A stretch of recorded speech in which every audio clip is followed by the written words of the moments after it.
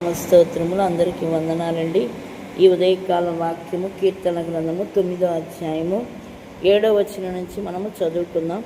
యెహోవా శాశ్వతముగా సింహాసనాసీనుడై ఉన్నాడు. న్యాయం తీర్చుటకు ఆయన తన సింహాసనమును స్థాపించి ఉన్నాడు.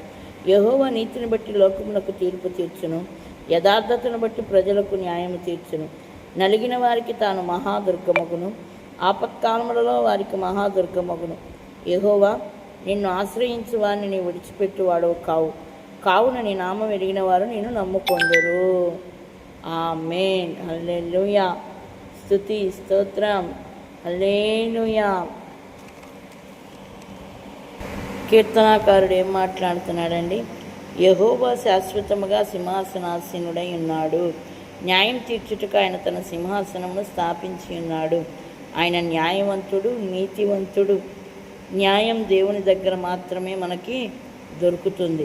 యెహోవా నీతిని బట్టి లోకమునకు తీర్పు తీర్చును, యథార్థతను బట్టి ప్రజలకు న్యాయము తీర్చును.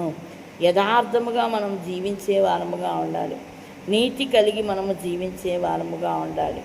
అప్పుడు దేవుడు మన పక్షాన ఉంటాడు, మనకి తోడుగా ఉంటాడు, మనల్ని ముందుకి నడిపిస్తూ ఉంటాడు. ఆయన న్యాయం తీర్చుటకు ఆయన తన సింహాసనమును స్థాపించి ఉన్నాడు. ఆయన న్యాయవంతుడు.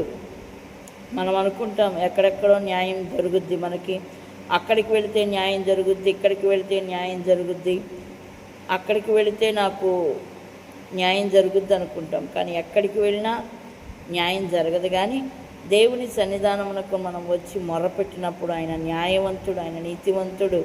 తప్పకుండా మనకి న్యాయం జరిగిస్తాడు. చూడండి, హన్నా దేవుని సన్నిధిలోకి వచ్చి కూర్చొని ప్రార్థన చేస్తూ ఉంది. తన పెనిన్న ఎంతో శోధిస్తుంది.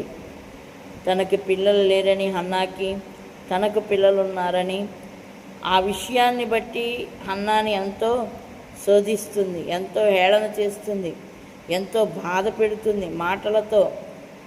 అప్పుడు హన్నా ఎవరి దగ్గరికి వెళ్ళలేదు, కానీ దేవుని సన్నిధానమునకు వచ్చి మోకరించి ప్రార్థన చేస్తుంది. దేవుణ్ణి అడుగుతుంది, కన్నీటితో ఆయన సన్నిధిలో ప్రార్థన చేస్తుంది. దేవుడు ఆమె మొరను ఆలకించాడు, ఆమె బాధను చూశాడు, ఆమె వేదనను చూశాడు.